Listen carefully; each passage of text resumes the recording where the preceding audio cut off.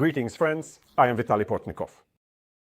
A few days after the terrorist act in Indian-controlled Kashmir, the tension between this country and neighboring Pakistan is only increasing, and it is not yet clear whether New Delhi and Islamabad will be able to reach any agreement that will prevent the further development of the conflict towards military escalation. The most belligerent statements are coming from India. The Prime Minister of this country, Narendra Modi, has already promised to harshly punish those responsible for the unprecedented terrorist act in many years. India is preparing for a water blockade of Pakistan. And although there are currently no technical confirmations that the waters of the Indus River will indeed be stopped by India to prevent Pakistan from receiving water resources from this river, which is crucial for its very existence. Nevertheless, the Indian government continues to insist that it will be able to carry out this complex operation. Pakistani citizens are leaving India. And of course, this is not just about tourists, but about people who have been living permanently in this country with Pakistani passports. And now it may involve parting with relatives who in turn may hold Indian citizenship. Meanwhile, belligerent rhetoric is coming from almost every Indian political figure. In their hardline approach, Narendra Modi is being matched by the chief ministers of Indian provinces, representatives of opposition political forces, members of parliament, and public activists. And as often happens, the government, which reacted harshly to the terrorist act in Kashmir, may find itself a hostage to the very course it has chosen, believing that rhetoric should not lead to war. Narendra Modi's government might find itself in a situation where war becomes unavoidable, simply because refraining from forceful actions could provoke significant internal discontent and a drop in government ratings. In Pakistan, there is a more cautious stance, and the country's Prime Minister, Shehbaz Sharif, spoke about the need to conduct a fair investigation of the incident to demonstrate Islamabad's non-involvement in the terrorist act committed in Kashmir. After all, in India, it is said that the terrorists who carried out this attack were trained by the state and its special services. The position of Shehbaz Sharif was supported by Pakistan's Defense Minister Khawaja Asif, but he stated the need to involve Russia and China in the investigation so that Russian President Vladimir Putin and Chairman of the People's Republic of China, Xi Jinping, could determine whether Narendra Modi is telling the truth or lying about the true causes of the terrorist act in Kashmir.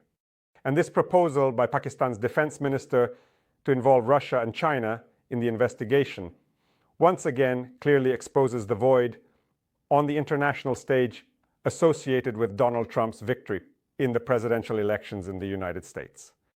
Of course, it was from the United States that we would have previously expected real, serious mediation in resolving the conflict that risks escalating into a full-scale war between India and Pakistan. But Donald Trump is confident that the leaders of these countries should sort it out themselves. Washington has no real desire to intervene in what is happening. Besides Donald Trump, this was also mentioned in the US State Department. So we can talk about the lack of political initiative from the American president and the absence of diplomatic efforts from the State Department. And as has been happening in the last 100 days, the space left unoccupied by the United States may be filled by Chinese diplomacy. But here arises a rather simple question. How Beneficial is it for Beijing to engage in mediating the settlement of Indo-Pakistani relations? Yes.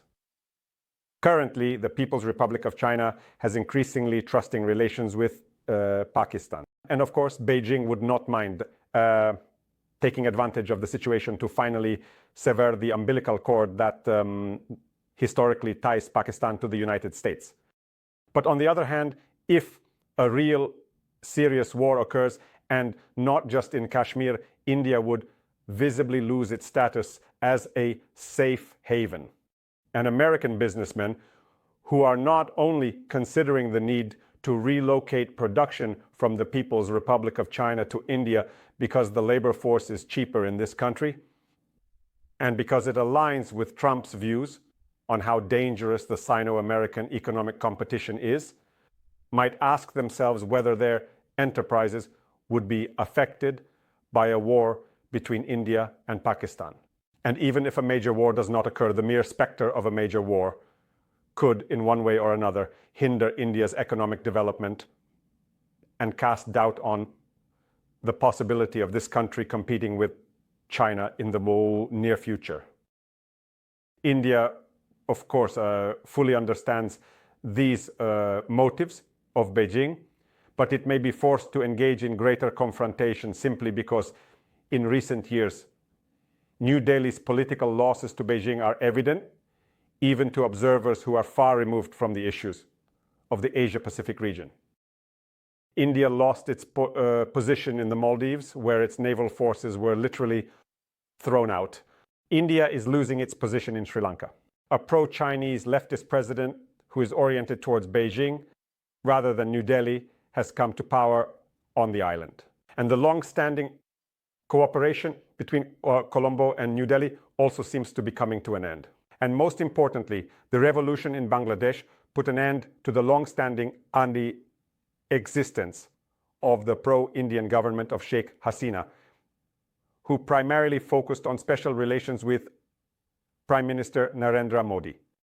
The current leader of Bangladesh, even if they are temporary, authorities are focused on strengthening cooperation with the People's Republic of China to such an extent that they are offering Beijing to revive the Chinese military base located precisely in the narrow corridor connecting the two parts of India's territory. Thus, the security of this country could, at any moment, be in the hands of China.